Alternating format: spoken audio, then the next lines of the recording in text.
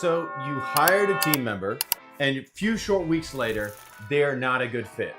And you're like, oh my gosh, I just spent all this time investing in the interview process. I poured out my values, I communicated everything to them, and they said they were great and they would love working here. And so here they are, and now it's a complete flop. That is so frustrating. It used to happen to me very consistently as I was working through the very first years of our company, trying to become a better leader, trying to grow our company. I was so busy focusing on all the other things that we needed to do in our organization to help us to grow, that when I would get a good team member or a good candidate in the door, hoping that they would be the next amazing person to help me grow our organization, I would just find out a couple weeks later they really couldn't do the work that I had assigned to them.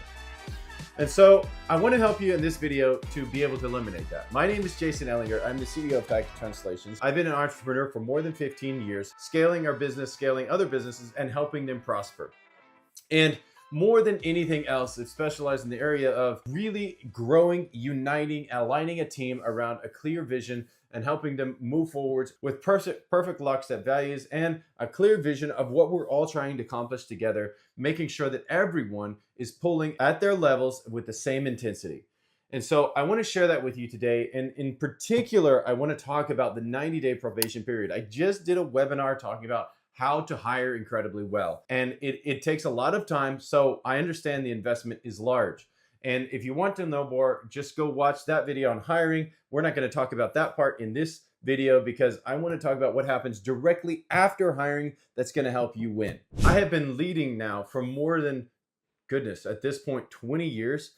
And as I've grown through the different trainings that I have done, through the books that I've read, through the practice where I've tried and failed, I've learned a lot of lessons along the way, and I cannot emphasize this enough. It's around the area of clarity. Now, I'll get into it in a minute, and I know it sounds a little bit basic, but it should sound basic, and I want it to sound basic so that you can actually take it and use it in the days ahead as you work on integrating your team members into your organization. After personally onboarding dozens and dozens of team members and helping other team members onboard team members and other companies and business leaders onboard team members, I've learned exactly how to create clarity, communicate our values, and make sure that when the team member comes on, they're the right fit. So stick around for the remainder of this video where I'm going to unpack that. And if you like this kind of content or if it's helpful to you, please like, subscribe, and hit the notifications bell for more content just like this. I post multiple times per week around the subjects of leadership, team unification, vision, and the forward movement scaling of your organization. So let's talk about some of the main problems that you have when you've just finished the interview process and now we're going into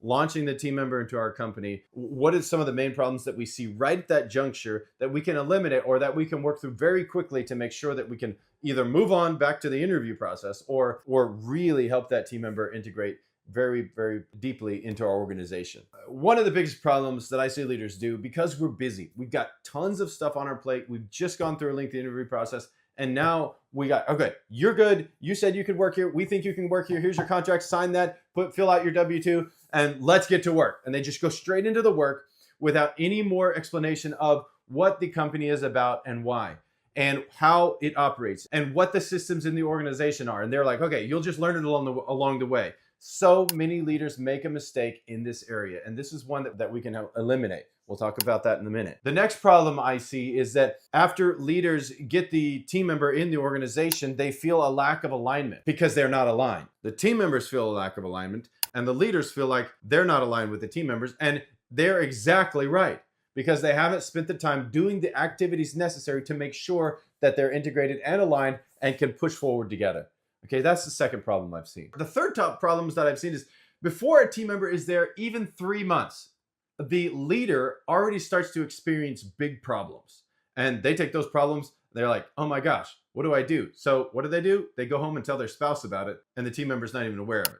So this is a big problem that has to be solved, and I'm going to talk about that also a little bit later. Fourth problem is the team member actually feels incredibly frustrated, which is terrible. In the first 90 days, no team member should be frustrated in any stretch of the imagination because it's the honeymoon period. It should be the most awesome and energized period of the whole process if working together. As you connect and you bring them into your organization, it should be one that's like incredibly energizing, a visionary period, and one that just helps them to fully embrace everything that you're about. And when you don't do the necessary things that cause that to happen, they get frustrated and you get frustrated ultimately. And that might even end in separation or firing or them leaving because you guys can't connect. And at this stage, the team members, they don't feel like they have the tools to win in your organization because they don't have the tools to win in your organization. So it's your job to fix that as a leader, as an owner. I'm sorry that it's your job, but at the same time, you chose to be the owner of this thing and the leader of this thing, so it's your job.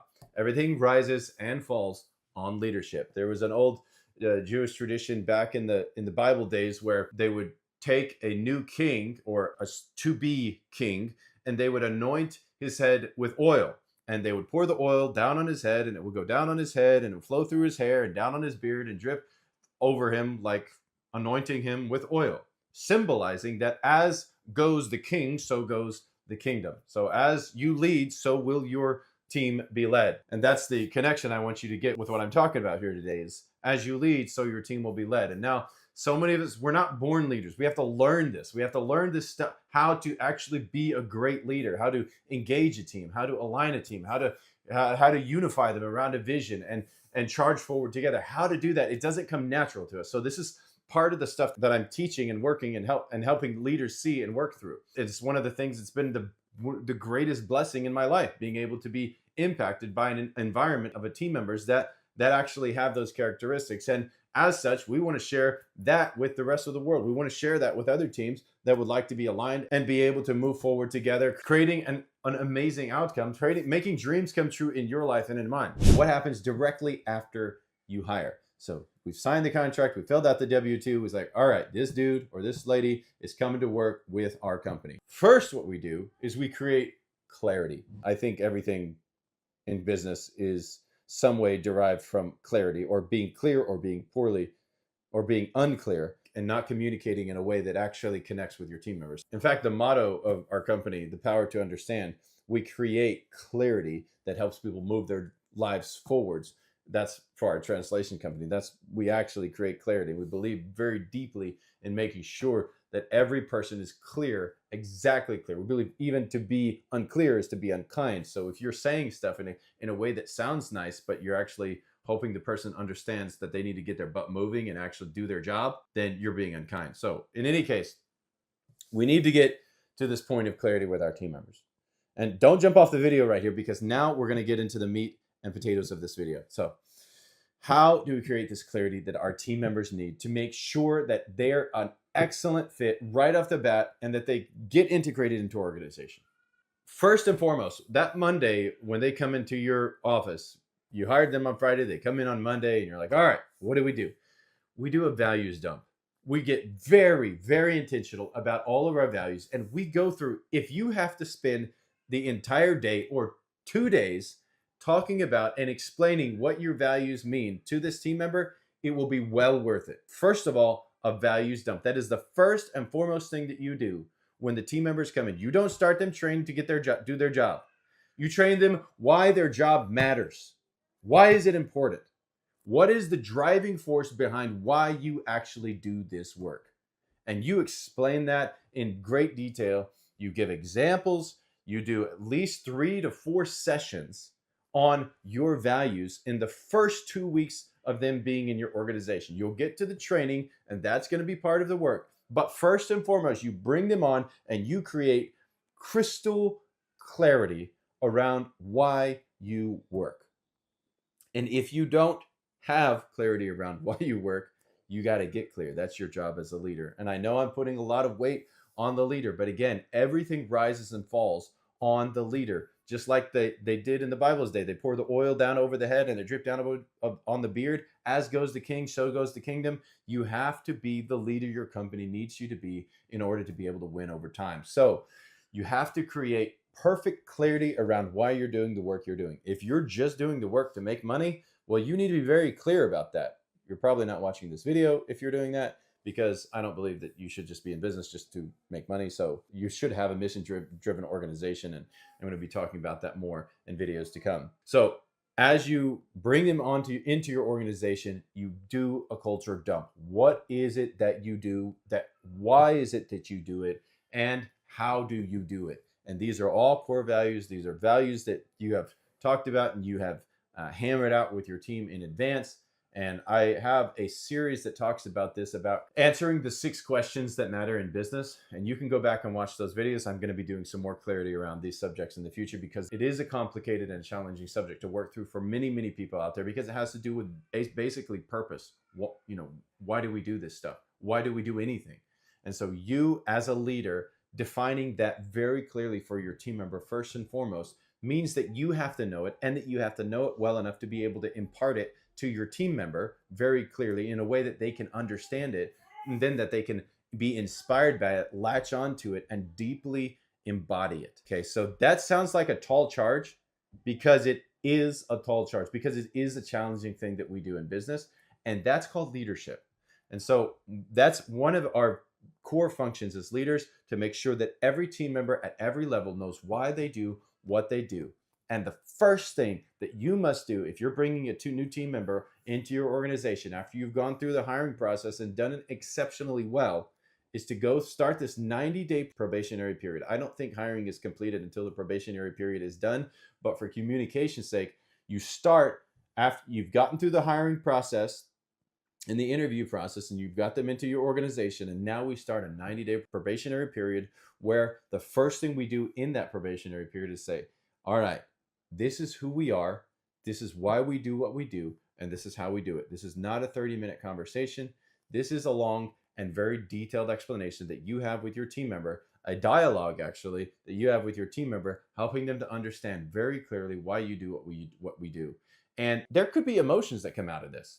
Like, I've had team members come into my organization and start crying some part during this process. It depends on the team member, of course, but they start crying at some point of the process, because they're like, I have never worked in an organization that actually has that value, that actually intentionally says that to their team members and demonstrates the reason why they work so profoundly and actually means it. So when we do this in our company, I participate in a lot of the making sure the team member understands the values, because if they don't understand the values and embody them, they will fail. Ultimately, they will fail. So as a leader of our organization, I want to make sure that every single person coming into our organization is crystal clear about why we exist and why their work matters. So that is the first thing you do. Before you even get to the functionality, work processes, and the training, you do that. All right, next. We talk about our policies and procedures and make sure there's alignment. Now, what I mean on this is, we talked about things during the interview process. Everything's kind of hunky-dory. Everything seems to make sense. All the schedules and plans. So yeah, we'll do that. I can for sure do that. Everybody puts their best foot forward and says, obviously, all of the right things for the interview process. And then you get into the actual schedule of the work and like, okay, so I need you to come to this meeting on Monday or Thursday or Fridays at 3 p.m. We're going to talk about this content. And because you're part of this team, you have to attend this meeting and that meeting on these days at these specific times with no variation, even if you're a virtual team member. And this has to be clearly communicated. Again, driving to clarity, saying like, this is how you're going to have to do things here if you're going to be here. Now, so many people make the mistake of like, they get into this part of the conversation and they're like, well, that actually doesn't work well for me. And this day doesn't work well for me. I'm going to be picking up my kids at that time, or I'm going to be dropping off my kids at that time. I've got soccer practice at this time. Or you're like, okay, we have to align on how we work. Otherwise you can't work here. And the leaders make the mistake of, well, we went through the hiring process already. We got to this point. Maybe we can make an adaptation for this team member. And what that's going to do is you're going to, without wanting to, communicate that, okay, everything can kind of be adapted to your needs, to the team member. And that's very dangerous, a very dangerous place to start for you and your team member. Now, I was like this at the beginning. I wanted to be very accommodating altogether in our company, make sure that our lives and our business and there was balance and everything was great. And I soon found out that I had a monkey mess all over the place, because I was accommodating for this person here and accommodating that person here. And this person felt that was unfair. And this person felt that was unfair. And all over the place, people were getting upset because I was trying to accommodate everyone. And what happened when I stopped trying to accommodate everyone and said, this is how we do it, and this is where you will need to be at this time, and with these team members, and with me at this time, and we will do this, this, and this on these days, and this is how we process these things, and these are how all of the functions work. When I did that, and the person said, well, I kind of need this, like, could we move this time? And I was like, no, this is a solid time. We can't move that time. When I did that, the entire team was so much happier. So now when people come onto our organization and we talk about, like, this is what we've got going on, I actually already start to prime this during the interview process. So go back and watch that video if you haven't seen it already. But in any case, you get to this stage and you very clearly communicate what your policies and procedures are, how you do business, and then give them the opportunity to completely align with that. And that alignment, when they come in and like, okay, this is how we work here, and them accepting that and then just building their life around it, will be so much better for them and for the business as you move forwards. And it will make sure that you're communicating to the other team members that as people come into our organization, we are fair, completely fair across the board. We're not accommodating for this person here and that person there and that person up there and changing the rules for this person here. No, we operate under these values, and everybody operates in this way. And so that helps them all to feel that unified fairness, and for you to be very clear that, okay, yes, we do have our lives. All of us have lives, by the way. I mean, I've got 8 kids and my wife, and we've got all that life happening around everything, and the business is operating. And this person, maybe has 2 or 3 kids, and they're coming to your company and they're working and they've got that life happening. We all have to manage the life and the business part. But this is the way our business has to operate in order for us to be profitable and successful. So you have to come in and operate the same way. Now, I know maybe a lot of companies are really good at this step, and you're probably going to find a few of these steps that you're really good at, but you're also probably going to find something that you might not be so good at, like the previous one I mentioned about the values communication part. And I think that's going to be a very helpful nugget for you to be able to take into your company and help you to build your future. Okay, so the next thing, to enhance and further deepen the understanding of the values, the systems, the thought processes, or the belief systems that we have in our organization. Assign books. Now, what I do is I assign books like Entreleadership, or the 5 Dysfunctions of a Team, or the Ideal Team Player, or the Go-Giver, or the Go-Getter, or Who Moved My Cheese. These books, they're all assigned. I give about 2, maybe 3 if the person's a super fast reader each month. So you have a 90-day period.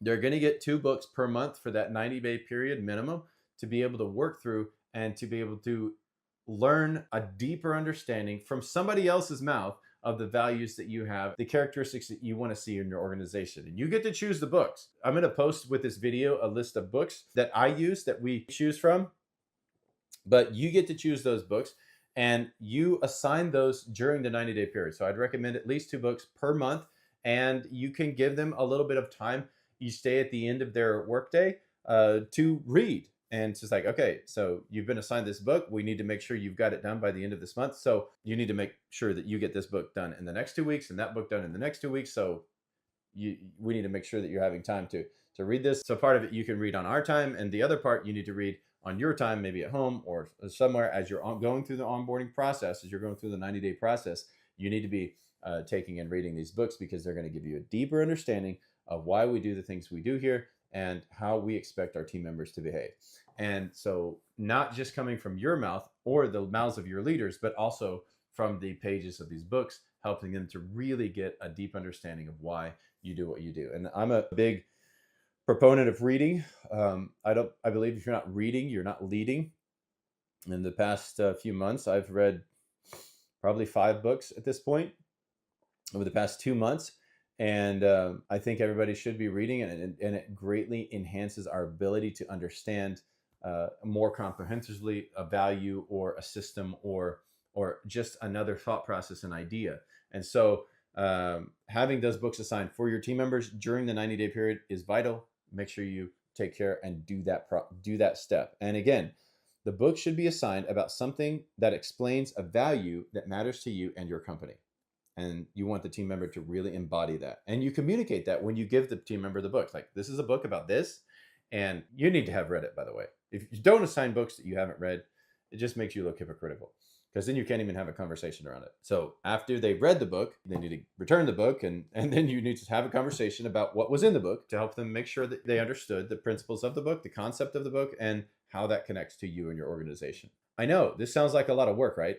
It is a lot of work, and that's part of leading well. So the next thing you need to do in this 90-day probationary period. Now, we've talked about one-on-ones, and I've talked about them in another video, but do weekly check-ins. At this stage, we're starting the process of really getting connected to this team member, and you need to do a weekly check-in where basically it's just a very casual meeting, like, hey, all right, maybe you do it on a Friday, or maybe you do it on a Monday, or maybe just whatever day works for you and your organization. Could be any day. But a casual meeting where you and new team member, you just take 30 minutes and like, okay, so how's the week going? What are things looking like? How are you feeling? How are you integrating into the team? Are you feeling comfortable?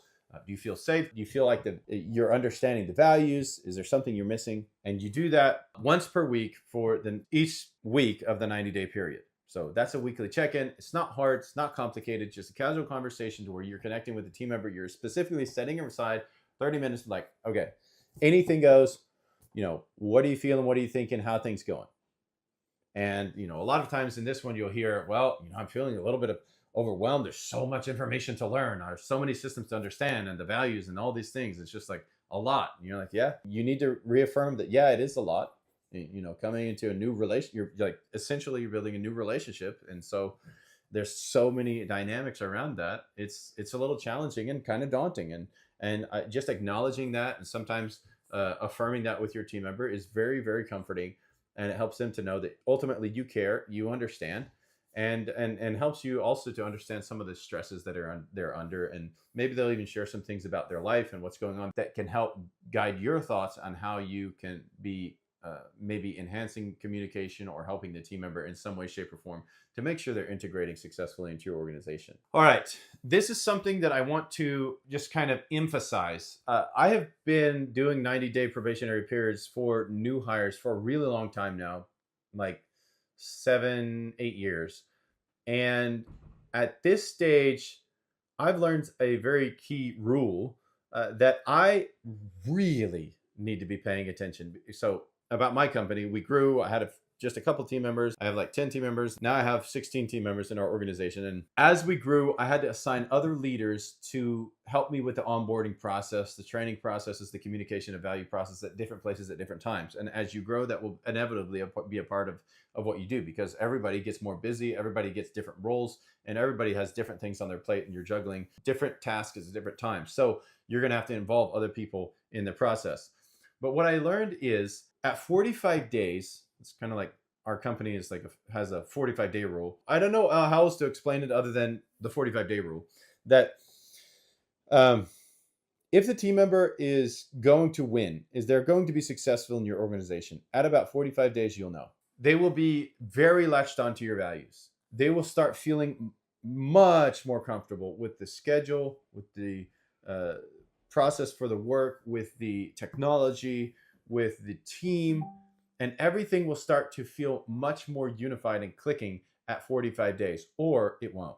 And if it doesn't, and if you see great dissonance or great variations in how they feel about the core values, or whether or not they embody those core values, or whether or not they're able to connect with their team members, or whether or not their specific leader is able to really resonate with them and build a relationship, or whether or not they're able to communicate to you as a leader, as the owner of the company, and whether or not you feel ability to connect with them and alignment. 45 days is kind of the test. You'll be able to see in this team member if they're integrating into your organization or not.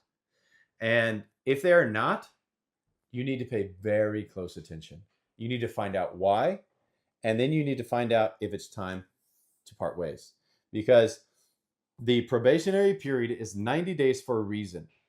It gives you the opportunity to really try them out as a team member, and gives them an opportunity to try you out as a leader and as a company, if they really want to work there and if they really want to integrate into the team.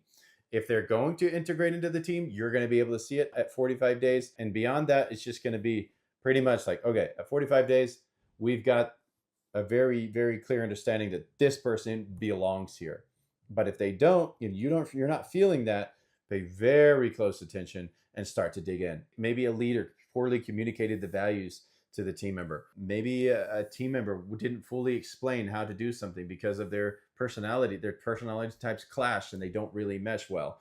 Because they have completely different personalities and they just don't need those other explanations. And this person actually has a very deep need for that explanation. And so you need to find out if that's a problem. But if there are problems, they're going to come out at 45 days.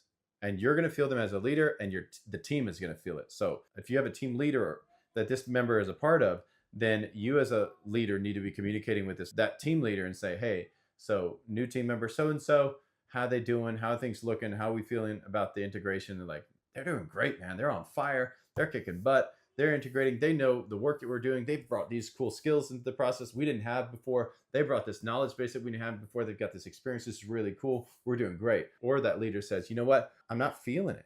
We're not connecting well. Actually kind of snapped at me last week, like when I told them this and they got frustrated. Pay a freaking attention, because if you don't, you'll haphazardly get to the 90-day period. You'll just kind of go beyond it and keep working because it's too hard to go back to rehiring. And what you don't realize is you're postponing the inevitable for months and months. You're allowing a poisonous team member to come into your team and to poison your team slowly for months after month after month after week after week after week because you decided to stop leading. And if you do this, you fail your team. You fail as a leader, and you let everyone in your organization down. Don't do this. At 45 days, have that very, very clear check-in. Talk to the team, talk to the leader, talk to the team member themselves that's coming into your organization. Communicate clearly, get clarity, and get a complete feeling of how they're doing so that you can understand if they're just charging forwards or if there's something hindering them from being able to charge forwards, or if someone in the organization possibly didn't do their part to make sure that they were brought up to speed in the area that they needed help. And so pay attention at 45 days to be sure that they're fully locked in, able to do really, really well. Now, when I mentioned the weekly check-ins, so if this team member is a part of a team, then that leader is doing those weekly check-ins. I'm not saying you as the owner have to do all of those check-ins, okay? So I want to make sure that you understand that that leader is doing those check-ins, which is why you might not know about how well they're integrating into that team because you're just not a part of the daily operations of everything that's going on in that team. All right, so pay close attention at 45 days. As the owner, you should schedule this on your calendar. You know the day the team member starts working because you've communicated, you've talked to them about your values. Now, schedule 45 days from then, put it on your calendar just at that time so that you can make sure that you're checking in with the leader, the team, and the team member to make sure they're clicking. Then the 90-day graduation and acknowledgement and referral bonus. So if your team member was referred by someone in your organization at the 90-day graduation, when that team member officially, you need to make an official certificate and graduation of 90 days for that team member. Hey, this person, so-and-so, John, came into our organization 90 days ago. We worked through training, onboarding, processing, integration into our organization. He's killing it. He's kicking butt. This is freaking awesome. We just want to say congratulations. Give him a big round of applause. Cheer him on and bring him in saying, stand him up in front of the organization. This guy, he came in, he integrated into our team. We're excited that he's here. We're fired up about what we're going to do together in the future.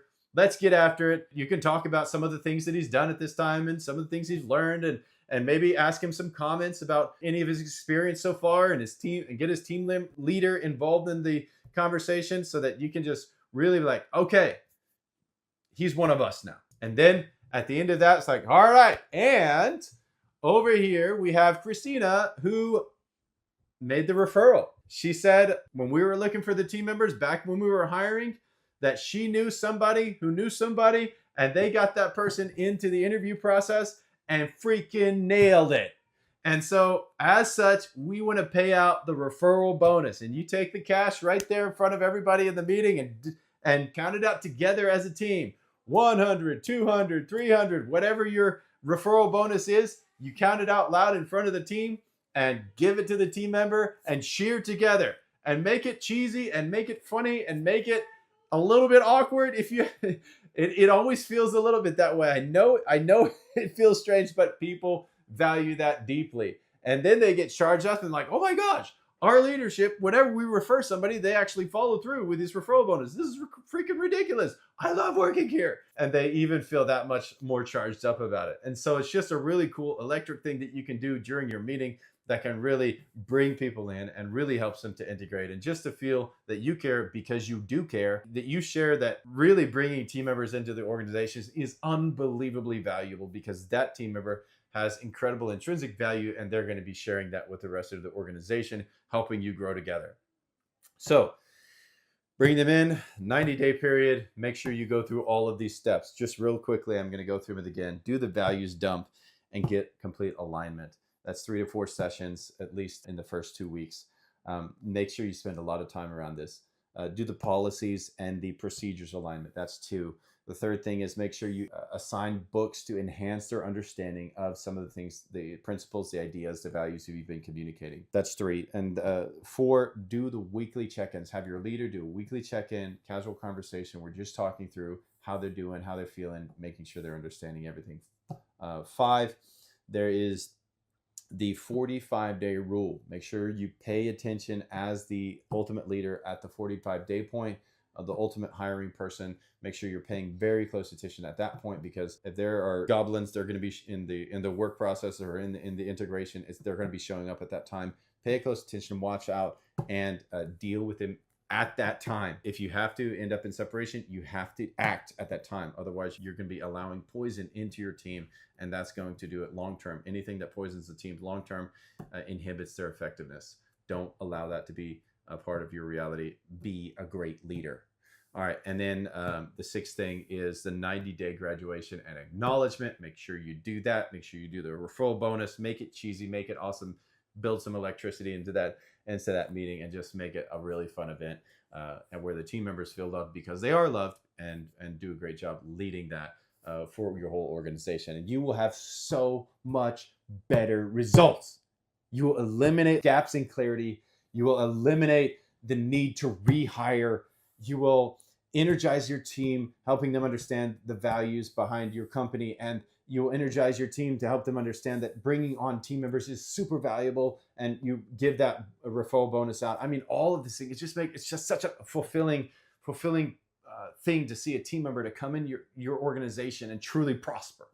And it helps them, makes their life better, makes your life better, makes the team members' lives better, and your company ultimately growing and scaling forward. It's just an awesome, exciting part of operating a business. So I just wanted to help someone out there maybe who's gone through the hiring process and been terribly frustrated afterwards when it just hasn't worked out, or when they let a poisonous person stay in too long when they should have acted earlier. If this has helped you in some way, shape, or form, please share it with somebody you know. Share it with an entrepreneur, a business leader, or a hiring manager, or team leader that may need this information to help them to understand how they can remove or just step over some of the thresholds that's keeping them from being able to integrate their team successfully into their company, integrate new team members into their organization.